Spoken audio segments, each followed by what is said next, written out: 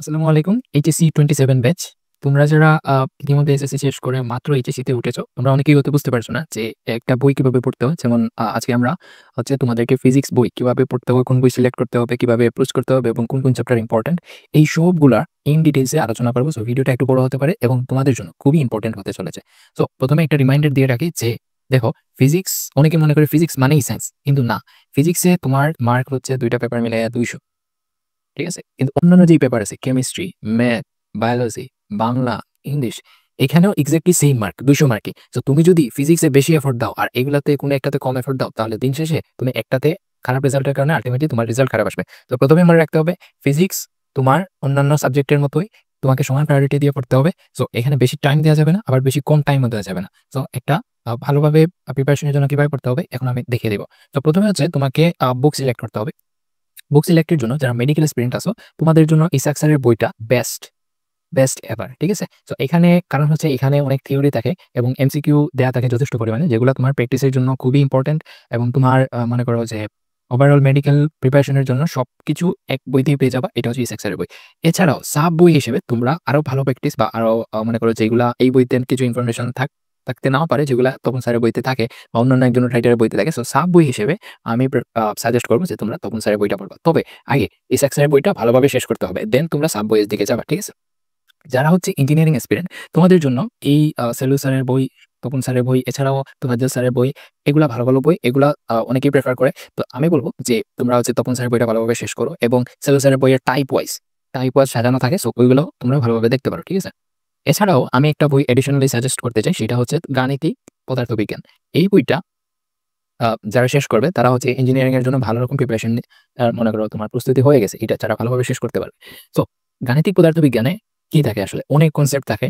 অনেক কনসেপ্ট যেগুলা তোমার ওয়েট ভর্তি পরীক্ষা হোক, বিভিন্ন ভর্তি পরীক্ষা এবং একাডেমিকে তোমার অনেক কাজে লাগবে। অনেক ম্যাথ থাকে এবং হচ্ছে প্র্যাকটিস করার জন্য যথেষ্ট পরিমাণে ম্যাথ থাকবে। সো ওভারঅল বলতে গেলে গাণিতিক পদার্থবিজ্ঞান এটা হচ্ছে ইঞ্জিনিয়ারিং অ্যাসপিরেন্টদের জন্য খুবই ম্যান্ডেটরি একটা বই। ভালোভাবে এটা শেষ করলে মনে রাখতে হবে যে অ্যাডমিশন, একাডেমিক অথবা অ্যাডমিশন, প্রায় 90% 80-90% কোয়েশ্চেন মেইন বই থেকে, হুবহু মেইন বই থেকে চলে আসে।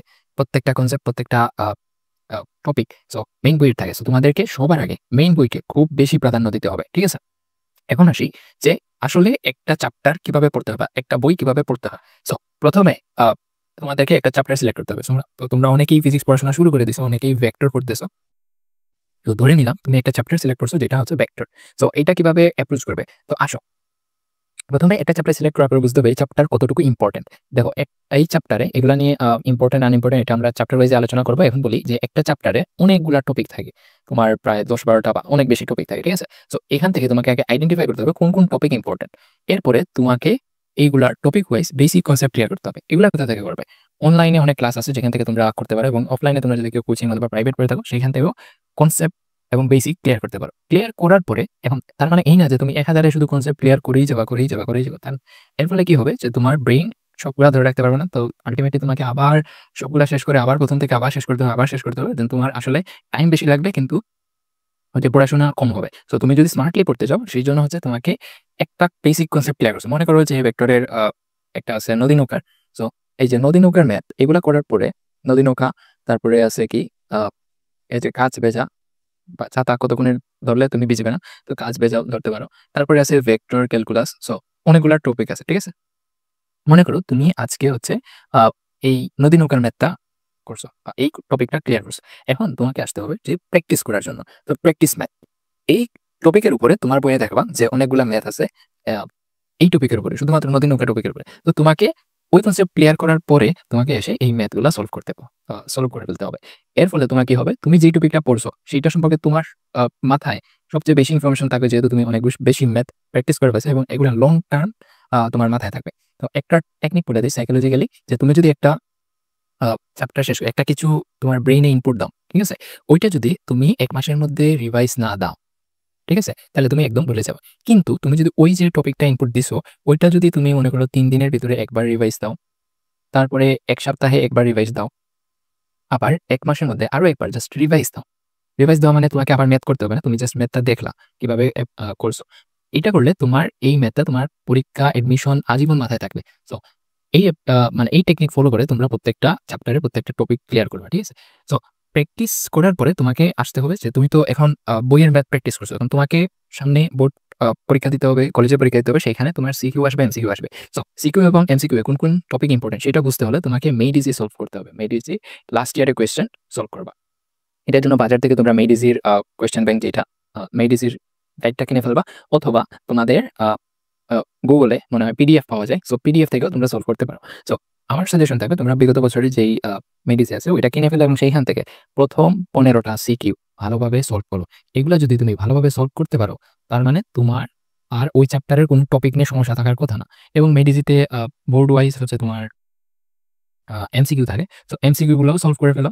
তো তুমি যদি 10 থেকে 15টা বোর্ডের এমসিকিউ সলভ করতে পারো, তার মানে তোমার এমসিকিউ সলভ করার যে টাইমিং, এটা অনেক আ কম লাগবে তোমার একটা এমসিকিউ বুঝতে এবং সলভ করতে, এবং তুমি ধরতে পারবা যে কোন টপিক থেকে আসলে এমসিকিউ বেশিরভাগ আসে। যেমন তুমি সিকিউ এর জন্য যেগুলা পড়বা, ওইগুলা থেকে যে এমসিকিউ আসবে এমন না। এমসিকিউ এর জন্য শর্টকাট টেকনিক আছে, কিভাবে সলভ করতে হয় এটা শর্টকাটে, এবং সব টপিক থেকে এমসিকিউ কোয়েশ্চেন করে না। সো ইজি এবং ছোটখাটো কিছু টপিক ওখান থেকেও কোয়েশ্চেন করে, এবং কিভাবে এগুলো অ্যাপ্রোচ করতে হয় এগুলোও জানবা তোমরা যখন বোর্ড এমসিকিউ সলভ করবা। এরপরে তোমাদের যেহেতু ফুল সিলেবাস মাথায় রাখতে হবে। তো ফুল সিলেবাস বিগত এইচএসসি 25, 24, 23 সামথিং বা এর আগে কয়েক বছর হচ্ছে তোমাদের যারা পরীক্ষা দিছে তারা হচ্ছে হাফ সিলেবাসে দিছে। সো তোমাদের কোয়েশ্চেন প্যাটার্নটা ফলো করতে হলে তোমাদের এই বছরে যারা এইচএসসি 26 এবং আ এর আগের 18-17 সালে ওই কোয়েশ্চেন প্যাটার্নটা দেখতে হবে এবং ওই কোয়েশ্চেন প্যাটার্ন ধরে ভালোভাবে প্র্যাকটিস করতে হবে, আরো বেশি প্র্যাকটিস করতে হবে। সো এটা হচ্ছে একটা চ্যাপ্টার কিভাবে সলভ করবা বা একটা সাবজেক্ট ভালোভাবে শেষ করার বেস্ট ওয়ে। ঠিক আছে? প্রথমে আমি আবার যদি রিক্যাপ করি, প্রথমে একটা চ্যাপ্টার সিলেক্ট করবা, দেন হচ্ছে তুমি একটা চ্যাপ্টার সিলেক্ট করবা, তার একটা ইম্পোর্টেন্ট টপিক বেসিক ক্লিয়ার করবা, দেন ওইটা হচ্ছে ম্যাথ প্র্যাকটিস করবা, এরপরে হচ্ছে মেড ইজি থেকে সিকিউ সলভ করবা। এবং আরো বেশি কোয়েশ্চেন প্যাটার্ন বোঝার জন্য তোমাকে বিগত বছরের কোয়েশ্চেন আরো বেশি সলভ করতে হবে। এখন আসি আমরা যে ফিজিক্স ফার্স্ট পেপার এটা কিভাবে ভালোভাবে শেষ করা যায়। তো মনে রাখবা যে একটা সাবজেক্টে সব চ্যাপ্টার সমান ইম্পোর্টেন্ট না এবং সব চ্যাপ্টারে সমান টাইম লাগে না। এই জিনিসটা অনেক বেশি ইম্পোর্টেন্ট। কারণ হচ্ছে মনে করো তুমি ভেক্টর শুরু করছো এবং ভেক্টর ঠিক আছে, প্রথম এইচএসসি লাইফটা বা এইচএসসি পড়াশোনা বুঝতে তোমার একটা টাইম লাগবে। হাইয়েস্ট ধরে নিলাম ১ মাস তুমি ভেক্টরে টাইম দিচ্ছ। কিন্তু আসলে এটা করতে ১ মাসও লাগে না। তো তুমি ধরে নিলাম তুমি হাইয়েস্ট ১ মাস। এর উপরে যদি তোমার এইটার টাইম লাগে, তার মানে হচ্ছে তুমি আ মানে তোমার যে অন্যান্য চ্যাপ্টার এগুলা থেকে টাইম রেশিওটা কমায় ফেলতেছো। কারণ তোমার আল্টিমেটলি দেখো এইচএসসি হয় আ ধরতে গেলে ১৬ মাস, ১৮ মাস এরকম। পরীক্ষা-টরীক্ষা এরকম আরো অনেক প্রবলেম থাকে। সো এই ১৬ থেকে ১৮ মাসে তোমার পুরা ফিজিক্স বই পাশাপাশি সবকিছু ক্লিয়ার করতে হবে। পুরা একটা সিলেবাস শেষ করতে হবে। এইজন্য তোমাকে টাইম ম্যানেজমেন্ট খুব ভালোভাবে দেখতে হবে, ঠিক রাখতে হবে। সো ভেক্টরের জন্য আচ্ছা হাই স্কেলে ১ মাস ধরে নিলাম। সো ১ মাসের মধ্যে তুমি হচ্ছে সকল টপিক কভার করতে হবে এবং এই যে ভেক্টর চ্যাপ্টারটা এটা খুবই ইম্পোর্টেন্ট এবং এখান থেকে পরীক্ষায় একটা সৃজনশীল আসবেই, মাস্ট আসবে এবং এমসিকিউ ২-১ টা আসে। সো তোমাকে যেহেতু ইম্পোর্টেন্ট এবং এখানে কিন্তু মিনিমাম কিছু টপিক আছে ৭-৮ টা টপিক যেগুলো থেকে কোয়েশ্চেন করে। সো ওইগুলা তুমি ভালোভাবে পারলেই তোমার এই চ্যাপ্টারটা ভালোভাবে শেষ হয়ে যাবে। এরপরে আসি যে গতিবিদ্যা। এই যে একটা চ্যাপ্টার, এটা খুবই ইম্পোর্টেন্ট একটা চ্যাপ্টার এবং এই গতিবিদ্যা না পারলে তুমি নিউটনিয়ান বলবিদ্যা পারবে না। নিউটনিয়ান বলবিদ্যা না পারলে কাজক্ষমতা শক্তি পারবে না। আবার গতিবিদ্যা না পারলে কাজক্ষমতা শক্তি পারবে না। তো এইটাকে বলা হয় ট্রায়ো। ফিজিক্সের এটা হচ্ছে বেসিক নিউটনিয়ান ফিজিক্সের একদম প্রাণ বলা যায়। সো এই ৩ টা সমান ইম্পোর্টেন্ট। সো তোমাদেরকে ১ম এ গতিবিদ্যাও শেষ করতে হবে ভালোভাবে। এরপরে নিউটনিয়ান বলবিদ্যা, এরপরে কাজক্ষমতা শক্তি। এবং এখান থেকে এই যে নিউটনিয়ান বলবিদ্যা এবং কাজক্ষমতা শক্তি এখান থেকে কম্বাইন্ড কোয়েশ্চেন করে তারপরে হচ্ছে গতিবিদ্যা থেকেও বিভিন্ন টপিক, যেমন এখানে তোমার প্রাসের টপিক আছে যেগুলা তুমি এসএসসির যেই গতির বেসিক কনসেপ্ট এগুলা দিয়ে তোমরা এগুলা করতে পারবে না। সো তোমাদের এই চ্যাপ্টারটা একটু ভালোভাবে পড়ে আসতে হবে। দেন এই চ্যাপ্টারটা ভালোভাবে পড়বা, দেন এইখানে আসবা। ফিজিক্সের আরেকটা ইম্পোর্টেন্ট এবং খুবই বলা যায় যে এই ফার্স্ট পেপারের মধ্যে একটা ইজি চ্যাপ্টার, সেটা হচ্ছে মহাকর্ষ অভিকর্ষ। এই যে ৩ টে চ্যাপ্টার বললাম, এখান থেকে কোয়েশ্চেন অনেক ঘুরায় পেঁচায় দিতে পারে। তোমাকে যদি চায় তারা এমনভাবে কোয়েশ্চেন দিবে যে তুমি ধরতেও পারবে না কি বলতেছে বা কিভাবে অ্যাপ্রোচ করবা। কিন্তু এই যে একটা চ্যাপ্টার মহাকর্ষ অভিকর্ষ, এখান থেকে কোয়েশ্চেন ইজি করে। ইজি বলতে কি? এখানে যে ফর্মুলাগুলো আছে ওগুলা হচ্ছে ফিক্সড ফর্মুলা এবং এই যে ফিক্সড ফর্মুলা এখান থেকে তোমাকে যদি জাস্ট ফর্মুলাগুলা ক্লিয়ার থাকে তাইলে তুমি আ ইজিলি আনসার করতে পারবা এবং এখান থেকে একটা কোয়েশ্চেন থাকবে এবং এই যে ৩ টা চ্যাপ্টার এখান থেকে মিনিমাম ২ টা কোয়েশ্চেন থাকবে, হাইয়েস্ট গেলে ৩ টা থাকবে। ঠিক আছে? সো এই যে বললাম ৫ টা চ্যাপ্টারের মধ্যে তোমার ভেক্টর খুবই ইম্পোর্টেন্ট। সবগুলাই ইম্পোর্টেন্ট। তবে মহাকর্ষ অভিকর্ষ একটু ভালোভাবে পড়বা। এখান থেকে কোয়েশ্চেন আসে এবং এইটা তোমাকে দিতেই হবে এরকম। এই যে পদার্থের গাঠনিক ধর্ম এই চ্যাপ্টারটা, এটা একটা ইজি চ্যাপ্টার, অতটাও হার্ড না এবং এই চ্যাপ্টারে আ এই চ্যাপ্টারটা আসলে একটু বড় চ্যাপ্টার, মানে বিগ সিলেবাসের দিক দিয়ে। তবে এই চ্যাপ্টারটা ইজি এবং কোয়েশ্চেন আসে এখান থেকে তোমাকে একটা সিগমা আনসার করতে পারবা ইজিলি এবং ভালোভাবে শেষ করবা। ইম্পোর্টেন্ট আছে। এই একটা চ্যাপ্টার, এটাও সেম মহাকর্ষ অভিকর্ষের মতো ইজি। আদর্শ গ্যাসের গতিতত্ত্ব। আদর্শ গ্যাস এই জিনিসটা তোমরা হচ্ছে কেমিস্ট্রি কেমিস্ট্রির পরিবেশ রসায়নের সাথে অনেকটা মিল পাবা। অনেকটা কি পুরা টপিকটাই পরিবেশ রসায়ন, ঠিক আছে? সো তোমরা যদি পরিবেশ রসায়ন ক্লিয়ার করে আসো এখানে অনেক অ্যাডভান্স জিনিস শিখে আসতে পারবা এবং গ্যাসের গতিতত্ত্ব এখান থেকে আ কয়েকটা টপিক যেমন মুক্তপথ আছে, এরপরে আর্দ্রতা। সো এই গ্যাসের গতিতত্ত্ব থেকে মুক্তপথ, আর্দ্রতা আরো কি আছে? সো আ অনেক টপিক আছে। জাস্ট এগুলো তুমি একটু ভালোভাবে পড়বা। এখানে ফিজিক্সে যদি তুমি আগে পড়ো তাহলে তোমার হচ্ছে পরিবেশ রসায়ন ক্লিয়ার হয়ে যাইতেছে বেসিক। এবং পরিবেশ রসায়ন যদি পড়ে আসো তাহলে তুমি আদর্শ গ্যাস একদম ভালোভাবে পড়বা। এরপরে এই যে ২ টা চ্যাপ্টার, এই ২ টা চ্যাপ্টারও বলা যায় কম্বাইন্ড। কারণ একটা থেকে আরেকটা মানে পারা যায় না। যেমন তরঙ্গ। তরঙ্গ হচ্ছে তোমার আমি বলব এই ২ চ্যাপ্টার থেকে একটু লেস ইম্পোর্টেন্ট। তবে পর্যাবৃত্ত গতি এটা খুবই ইম্পোর্টেন্ট একটা চ্যাপ্টার। এখান থেকে তুমি আরো অন্যান্য চ্যাপ্টারের সাথে কম্বিনেশন পাবা টপিকে। সো তোমাদের আ এখান থেকে একটা সিকিউ আসে এবং ভালোভাবে দিতে হবে। আদর্শ গ্যাস থেকেও একটা সিকিউ আসে। সো তোমরা আল্টিমেটলি দেখতে পাচ্ছ যে তোমাদের কিভাবে পড়তে হবে আবার বলে দিই। প্রথমে হচ্ছে ভেক্টর পড়বা, দেন গতিবিদ্যা পড়বা, দেন নিউটনীয় বলবিদ্যা পড়বা, কাজঘনতা শক্তি পড়বা। ৪ টা সিরিয়ালে পড়বা এবং এখান থেকে তুমি ৩ টা থেকে ৪ টা সিকিউ কভার করে ফেলতেছো। এরপরে আসে হচ্ছে মহাকর্ষ অভিকর্ষ। এখান থেকে একটা সিকিউ আসবে। এরপরে এটা পড়তে পারো। এরপরে মানে এটার সাথে যেহেতু কানেকশন নাই সো তুমি আগে পড়ে যেকোনো সময় পড়তে পারো। তারপরে হচ্ছে তুমি যদি মনে করো কেমিস্ট্রি পরিবেশ রসায়ন শেষ করে ফেলছো তুমি এইটা পড়ো ইম্পোর্টেন্ট। মানে তোমার ইজিলি শেষ হয়ে যাবে। পর্যাবৃত্ত গতি পড়ো। আ যেগুলোর সাথে আমি আসলে পর্যাবৃত্ত গতি বললে তোমাকে তরঙ্গ পড়তে হবে। সো তরঙ্গটাও ভালোভাবে দেখবা। তো যেগুলোর সাথে হচ্ছে কম্বিনেশন নাই এগুলো আগে পিছিয়ে পড়লে হবে। তবে যেগুলোর সাথে কম্বাইন্ড কোয়েশ্চেন করতে পারে সেগুলো সিরিয়াল ওয়াইজ পড়তে হবে। ঠিক আছে? এখন আসি ফিজিক্স সেকেন্ড পেপার কিভাবে পড়বা? দেখো ফিজিক্স ফার্স্ট পেপারের তুলনায় ফিজিক্স সেকেন্ড পেপার কিন্তু অনেক বড় এবং এখানে খুব জঘন্য লেভেলের চ্যাপ্টার আছে। যেমন ১ম ৩ টে চ্যাপ্টার। তাপগতিবিদ্যা। তাপগতিবিদ্যা একটা অনেক বড় একটা চ্যাপ্টার। এখানে অনেক টপিক আছে, ইম্পোর্টেন্ট টপিক এবং প্রত্যেকটা টপিকই এখানে ইম্পোর্টেন্ট। কোনটা যে তোমরা স্কিপ করবা এরকম কিছু না। আরেকটা জিনিস বলি, এইচএসসিতে কোন সাবজেক্টে কোন চ্যাপ্টারই স্কিপ করার চিন্তাও করবা না। কারণ এটা তোমাদের হচ্ছে যেমন একটা জিনিস ফিজিক্সের সাথে তোমার কেমিস্ট্রি কানেকশন আছে, কেমিস্ট্রির সাথে ম্যাথের বা ফিজিক্সের সাথে ম্যাথের কানেকশন আছে, কেমিস্ট্রির সাথে বায়োলজি কানেকশন আছে। সো সবগুলো কানেক্টেড। তুমি একটা না একটা চ্যাপ্টারে গিয়ে পাবা। যেমন ম্যাথেও তোমাদের গতিবিদ্যা আছে। ঠিক আছে? আ তারপরে তোমাদের ফিজিক্সের ফার্স্ট পেপারে এই যে দেখো গতিবিদ্যা আছে। এটা তোমার ম্যাথের কাজে লাগবে। ঠিক আছে? ভেক্টর এটাও ম্যাথে আছে। ম্যাথে কাজে লাগবে। সো তোমাদের কোন চ্যাপ্টার স্কিপ করা যাবে না। তাপগতিবিদ্যা ইম্পোর্টেন্ট একটা চ্যাপ্টার এবং এখান থেকে প্রত্যেক বছর একটা কোয়েশ্চেন আসে এবং খুবই ইম্পোর্টেন্ট। এই ২ টা চ্যাপ্টারকে কম্বাইন্ডও রাখা যায় আবার আলাদাও করা যায়। যেমন স্থির তড়িৎ ভেরি ইম্পোর্টেন্ট এবং এখান থেকে যে কোয়েশ্চেন ঘুরাই দিবে এরকম কোনো চান্স থাকে না। সো বেসিক্যালি তুমি যদি একটু মিডিয়াম লেভেলের বা একটু হার্ড লেভেলের কোয়েশ্চেন সলভ করে যাও তুমি এখানে মানে কমন টপিক পাবা যে এখান থেকে কোয়েশ্চেন ঘুরাই দিবে না। কিন্তু এই চলো তড়িৎ এটা যদিও ইম্পোর্টেন্ট খুবই ইম্পোর্টেন্ট একটা চ্যাপ্টার কিন্তু এখান থেকে কোয়েশ্চেন অনেক পেঁচাইতে পারে। ঠিক আছে?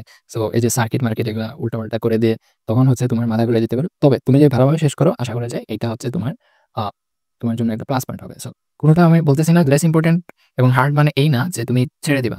তোমাকে পড়তে হবে। প্রত্যেকটা টপিক ভালোভাবে পড়তে হবে। তবে তোমাকে জানাই রাখলাম যে কোনটা থেকে কোয়েশ্চেন আসে, কোনগুলা তোমার ইম্পোর্টেন্ট, লেস ইম্পোর্টেন্ট এইটা। স্থির তড়িৎ থেকে একটা কোয়েশ্চেন আসে, চলৎ তড়িৎ থেকে একটা কোয়েশ্চেন আসে। এই ২ টা চ্যাপ্টার এই ২ টা চ্যাপ্টারের মধ্যে হচ্ছে এটা ইম্পোর্টেন্ট, খুবই ইম্পোর্টেন্ট একটা চ্যাপ্টার এবং প্রায় সময় এখান থেকেই কোয়েশ্চেন আসে। তবে এই যে তড়িৎ চৌম্বকীয় আবেশ এবং এটা লেস ইম্পোর্টেন্ট। তবে পড়বা না এমন না, পড়তে হবে। বাট এটা লেস ইম্পোর্টেন্ট। ওকে? জ্যামিতিক আলোক বিজ্ঞান এইখানে হচ্ছে প্রিজমের একটা কনসেপ্ট আছে। সো প্রিজমের কনসেপ্ট টাই হচ্ছে এখানে ইম্পোর্টেন্ট এবং এখান থেকেই স্যাররা বেশি কোয়েশ্চেন করে। সো এইটাও ইম্পোর্টেন্ট ধরে নিতে পারো তবে কোয়েশ্চেন কম আসে এখান থেকে। ভৌত আলোক বিজ্ঞান ইটস ভেরি ইম্পোর্টেন্ট একটা চ্যাপ্টার এবং এখান থেকে প্রত্যেক বছর কোয়েশ্চেন আসে এবং আমি সেকেন্ড পেপারের যেমন এই ৩ টা চ্যাপ্টার বা এই ৪ টা চ্যাপ্টার বলতে পারো একটু হার্ড বা মিডিয়াম লেভেলের, হ্যাঁ? Medium hard. কিন্তু এই যে তোমাদের জন্য মানে উপহারস্বরূপ এই ৩ টা চ্যাপ্টার দেয়া হইছে। এই ৩ টা চ্যাপ্টার। তো এগুলা থেকে তোমাদের ইজি কোয়েশ্চেন করে তেমন ঘুরানোর পেছানো কোয়েশ্চেন করে না। আধুনিক পদার্থবিজ্ঞান সেকেন্ড পেপারের মধ্যে সবচেয়ে ইজি একটা চ্যাপ্টার। এবং এখানে মনে হয় হাইয়েস্ট গেলে ৩ থেকে ৪ টা সূত্র আছে এবং এখান থেকেই তোমাদের কোয়েশ্চেন করে। এবং এই চ্যাপ্টারটা অনেক মজার একটা চ্যাপ্টার। আইনস্টাইনের থিওরি এখানে আলোচনা করা হয়েছে এবং আ খুব ভালোভাবে পড়লে এটা একদম ইজি একটা চ্যাপ্টার এবং এখান থেকে মাস্ট একটা কোয়েশ্চেন আসবেই। এইখান থেকে একটা মাস্ট কোয়েশ্চেন আসবেই। পরমাণু মডেল ও নিউক্লিয়ার পদার্থবিজ্ঞান। এটাও অনেক ইম্পোর্টেন্ট একটা চ্যাপ্টার এবং এইটার হচ্ছে তুমি কেমিস্ট্রির সাথে মিল পাবা।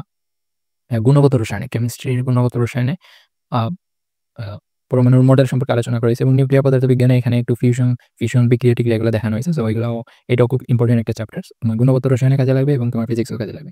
এই যে ২ টা চ্যাপ্টার এইটা হচ্ছে আসলে পড়ে শেষ করার মতো এমন না। তবে এই সেমিকন্ডাক্টর আইসিটির সাথে কানেক্টেড।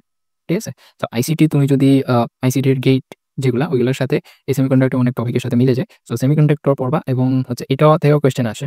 এমসিকিউ আসে, এডমিশনেও আসে, ইভেন একাডেমিকও আসে। সো এটা ইম্পোর্টেন্ট দিয়ে বলব। জ্যোতির্বিজ্ঞান থেকে তেমন কোয়েশ্চেন আসে না। তবে এমন না যে এটা ছেড়ে দিবা, এখান থেকে এমসিকিউ আসে। সো ভালোভাবে এইটাও পড়তে হবে। তো এই হচ্ছে ওভারঅল ফিজিক্স পড়ার বেসিক্সের কিভাবে বই সিলেক্ট করবা, কিভাবে প্রত্যেকটা চ্যাপ্টার ভালোভাবে অ্যাপ্রোচ করবা, এবং এটা হচ্ছে কিভাবে first paper and second paper ভালোভাবে তোমার কোন চ্যাপ্টার ইম্পোর্টেন্ট, কোনটা একটু ইম্পোর্টেন্ট একটু টাইম দিয়ে পড়তে হবে, কোনটা একটু কম টাইম দিয়ে পড়তে হবে। মনে রাখবা প্রত্যেকটা চ্যাপ্টার ইম্পোর্টেন্ট, কোনটা চ্যাপ্টার বাদ দেওয়া যাবে না। তবে টাইম ম্যানেজমেন্ট এটা খুবই ইম্পোর্টেন্ট। তুমি একটা চ্যাপ্টারে যদি 2 মাস লাগাই দেবো আর একটা চ্যাপ্টারে 15 দিন টাইম দাও, এটা কিন্তু ফেয়ার না। সো তোমাকে আগে বুঝতে হবে যে কোন চ্যাপ্টার ইম্পোর্টেন্ট। আমি এখানে দেখাই দিয়েছি ইম্পোর্টেন্ট অনুযায়ী তোমাকে যেভাবে বললাম প্র্যাকটিস করার জন্য।